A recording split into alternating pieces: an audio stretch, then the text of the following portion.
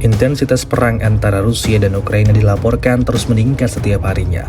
Terbukti dalam sebuah rekaman yang ramai beredar di media sosial Telegram pada Senin 17 Juni 2024. Dalam rekaman tersebut memperlihatkan pertempuran sengit yang terus berlanjut di wilayah Krasnogorovka. Pasukan Moskow menyerang dan menangkap sejumlah tentara Ukraina di pos terdepan musuhnya. Militer Rusia bergerak maju dan berhasil menyerbu salah satu benteng Ukraina.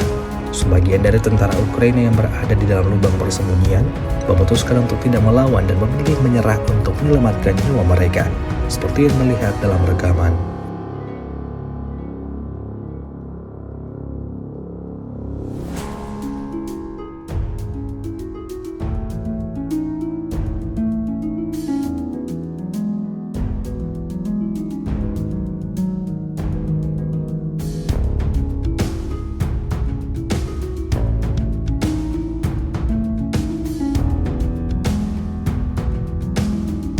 Download Tribun X sekarang, menghadirkan lokal menjadi Indonesia.